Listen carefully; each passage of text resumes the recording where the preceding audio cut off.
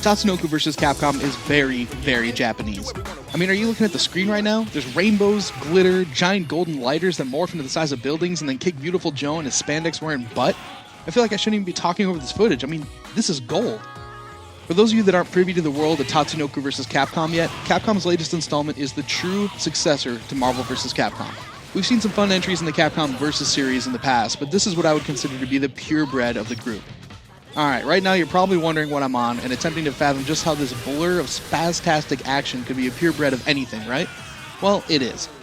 When it comes to pure fun, grabbing a buddy and a couple controllers and just rolling with the punches, Marvel vs. Capcom 2 is the standard, and Wii's latest fighter might as well be the spiritual successor to it. You may not know half the cast in Tatsunoko vs. Capcom, but I assure you it won't matter. TVC is good old-fashioned fun.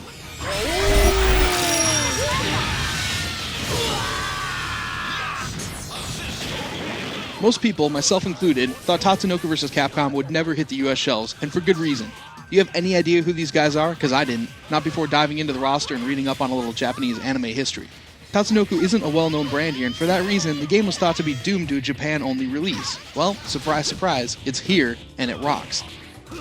The basic tag format of the Versus series still applies, allowing you to grab two fighters from either the Capcom side, Tatsunoko side, or a mix of both. The visuals are a nice blend of high frame animation and 3D areas and effects, mixed with some classic themes and worlds from both franchises. Once you get a feel for the fighting, there are plenty of modes to check out as well, including the basic classics. You've got old-fashioned arcade, survival, and time trial modes. There's of course 2-player and even online play, making this a fully packed fighter worthy of Capcom's name and rich heritage.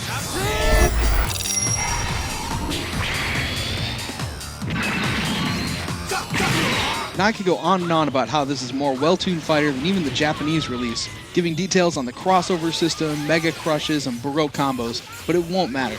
Here's why. For all the open to the masses, easy-to-play attempts the Street Fighter IV went for, I feel like Tatsunoko vs. Capcom obliterated it as far as intuitive, jump-on-in gameplay.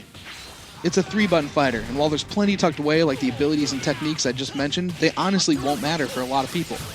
Instead, you can be a complete fighting noob or somebody who maybe got into the old school games but never really took the bigger step into the fighting world and still have a good time in this game. I mean, of course, if you jump into the online world and take on some serious competition, you're going to get rolled.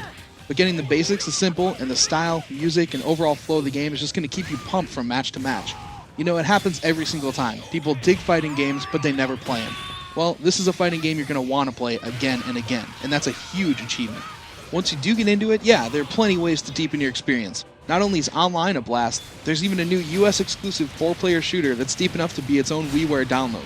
Throw in all the US exclusive fighters like Zero, Yatterman 2, and the hilarious Frank West from the Dead Rising series, and Tatsunoko vs. Capcom easily becomes one of the crown jewels of Wii's software library.